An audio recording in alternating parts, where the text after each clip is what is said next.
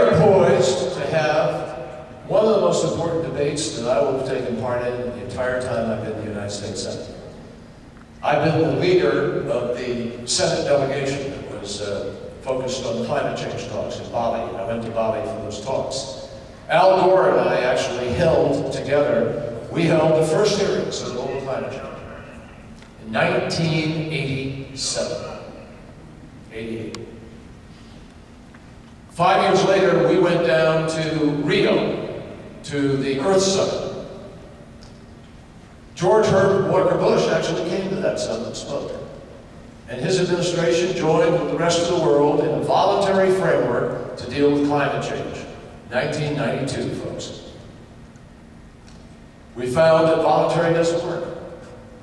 We found, worst of all, that the United States of America, which is the world's biggest greenhouse gas polluter, is 25% of the problem, and for the last 8 years has walked away from the solution and refused to do its part to accept responsibility. We have to change that, and I'm confident that if a Democrat wins the presidency in this November, we are going to change it, and America will be back, and we will accept our responsibility to deal with climate change in a serious way.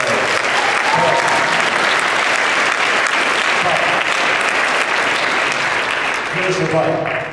We have a chance this June. On June 2nd, we are bringing to the floor a bill that is not unlike what Mark Pacheco, Senator Pacheco, has put together here in the state that you all are going to be working on.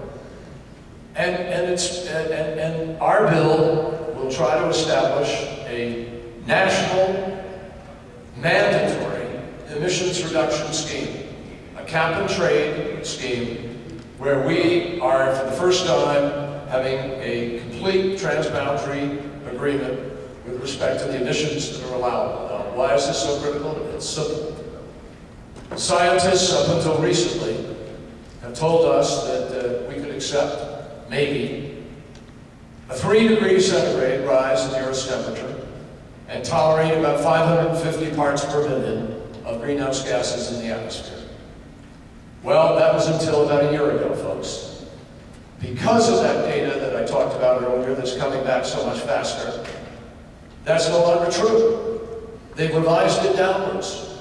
Now they say we can only tolerate a 2 °C rise in the Earth's temperature and a 450 parts per million level of greenhouse gases. Now, why is that so scary, urgent, compelling?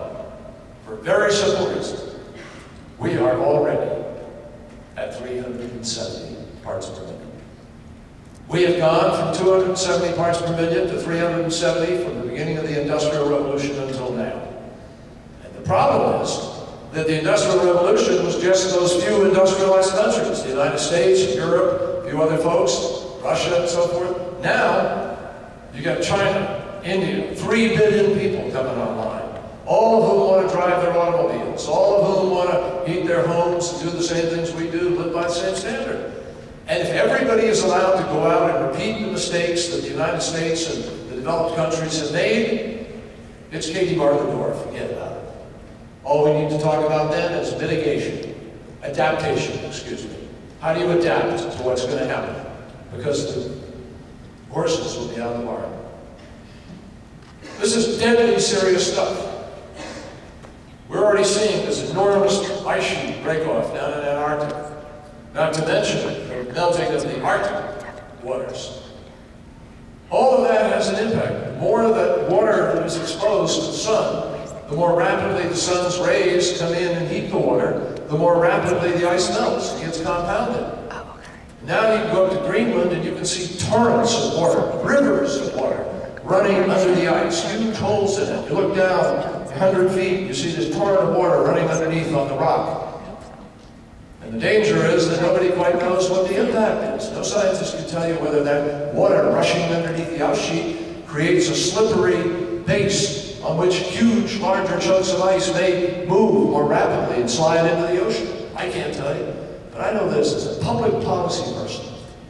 I have a responsibility to put in place the precautionary principle. If science is telling me here are a whole bunch of problems, we try to respond to those problems.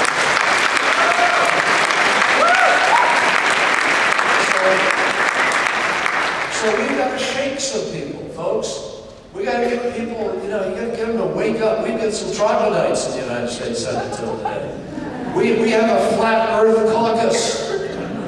I swear to God. I mean, it's incredible to me to have a United States Senator from another state, you know, tell you that this is a conspiracy of liberals and the media to create, I mean, they do.